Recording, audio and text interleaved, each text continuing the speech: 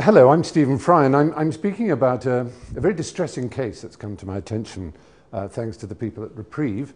And it's the case of Akmal Shaikh, a gentleman who's, I think, quite severely mentally unwell, suffers from bipolar disorder, from what I can tell, and who got himself into terrible trouble in China, where he was used as a mule, essentially, in a drug smuggling case, and has been sentenced to death by the Chinese court.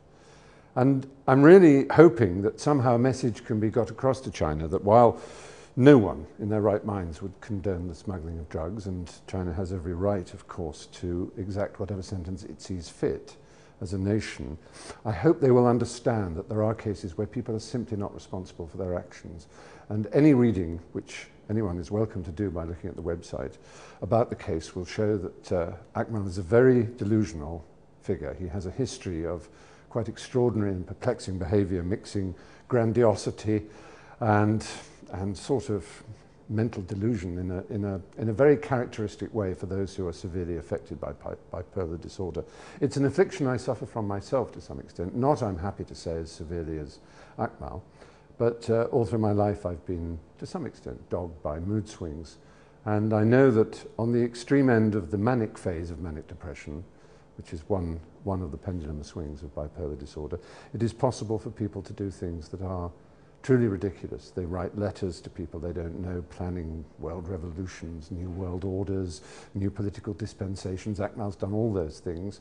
They also believe that there are fortunes lying in wait for them. They have a wanderlust impulse, a desire to travel and to put down roots and make glorious new connections. Everything seems possible. And poor old Akmal has fallen for that, as far as I can see. I wouldn't be standing here pleading clemency for someone if I didn't think there was a real case for mercy here, a real case where China can demonstrate that it does understand that mental illness can provoke people into doing things that are otherwise intolerable. So I hope that all of you who have the ability to access a website and find out more about this case through reprieve.org.uk might be able to lend your support to this case, because time is running out for Akmal, and I think it would be a great shame if he was killed, if he suffered the death penalty for something that really is a case of mental unwellness. Thanks for listening. I'm Clive Stafford-Smith, and we appreciate you being here on what is really quite a desperate situation, which is the case of Akmal Shaikh, who's a British citizen who's been sentenced to death in China. And we have no dispute with the Chinese authorities that they have the right, obviously, to hold trials in China of offences committed in their territory. Of course that's true, and we respect that absolutely. The problem here is that Akmal Shaikh suffers from a very serious mental disorder, bipolar disorder, something very close to my own heart. My father was bipolar, and I think very often people don't fully understand the problems that bipolar people face. I mean, I'll tell you just a very brief story about my own dad. When I was 7 years old, just to illustrate, he came into the lounge in our house and said, 7 years old, when I was 16, I was fighting World War II. You're old enough to go live by yourself now. Here's £200, now buzz off and go live by yourself. And this was totally normal for my father. And it's not really normal in the world of our society, and the delusions that people suffer under those circumstances are very profound. Now that is manifestly the case with Akmal Shaikh. He went to Poland because he wanted to establish an airline. He didn't have the money. He couldn't possibly do it. He ended up homeless in Poland, whereupon he was then exploited by some people who were drug runners going to China.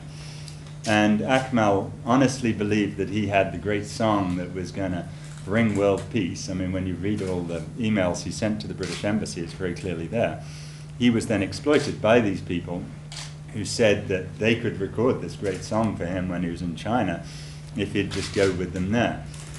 They pulled this little stunt that in retrospect pretty obvious to the rest of us, but wasn't too obvious to Akmal, that when they got to the airport they said, oh dear, there's only one seat on the aeroplane. You'll have to go by yourself. Will you take this suitcase with you? And he said, oh, well, I'm a bit suspicious. He asked them if he could search it. He did search it, and there was nothing he found in it. When he got to Urumqi, the Chinese authorities found heroin in it. There's documentary evidence that I think Akmal was telling the truth, because it was all in some of these emails before. Regardless whether you believe him or not, I've represented over 300 people in death penalty cases. And when you're looking at the very worst of the worst people who should perhaps, under some people's view of society, face the death penalty, that doesn't include people who are mentally disabled, such as Akmal. We say this with total respect. We're not here to rubbish the Chinese, but that they need to take into account the mental disorder of this man. He's about to face the very last appeal, the People's Supreme Court in China. And after that, the Chinese process is that they take a bullet and they fire it in the back of your head and you're dead. From the very beginning, I was suspicious that there was some form of mental disorder here. I went to Urumqi for the Court of Appeal hearing. I accompanied the Foreign Office, the consular officials. Unfortunately, I was not able to attend the court. I was prevented from doing that. However, I did have a long session with the consular officials in order to get their view, a blow-by-blow description, as it were, of what occurred at the time of the Court of Appeal. They talked about a long and rambling story that Mr. Shaikh gave to the court. This bemused and amused the court officials. It was, as I said, incoherent. There were included episodes that had nothing to do with why he was there, bits of his life and some of the things he wished to do. I came back to London and was passed the emails which Clive talked about. To me, these are a fairly clear evidence that not only is Mr. Shaikh probably suffering from bipolar disorder, but on top of that, he may well have in addition a delusional psychosis. The most limited thing one could ask for here is that he be properly evaluated by a doctor. It seems that the most basic aspect of due process is that you have the opportunity to be heard, and that has not happened yet. Tell us about Akmal. What kind of person is he? He was a kind, friendly man. He was helpful, but for some reason, the last 5 years, he's just gone AWOL, so to speak, irrational in his behavior, in his action. You don't know how to help a particular person, and such a person doesn't usually ask for help until it's too late. It's clear that time is against you. Are you confident that ultimately we'll be able to make this happen? I'm hoping and praying.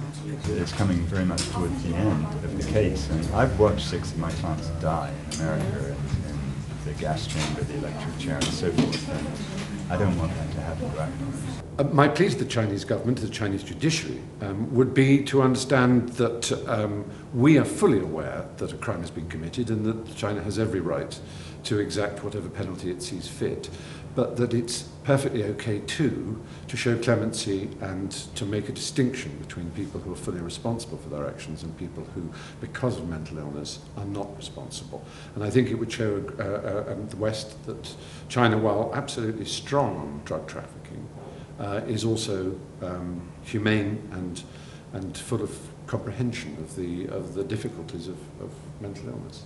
I think the best thing people can do is find out more about it, because there's no point in banging a drum if one doesn't really understand what one can about the case. And the best source I know for it is reprieve.org.uk, where you'll find references to Akmal's case and suggestions as to how you might put pressure on the Chinese government, polite pressure, on your own MPs, and use the Twitter space and Facebook and all the social networks and modern tools available for people who want to get a message across.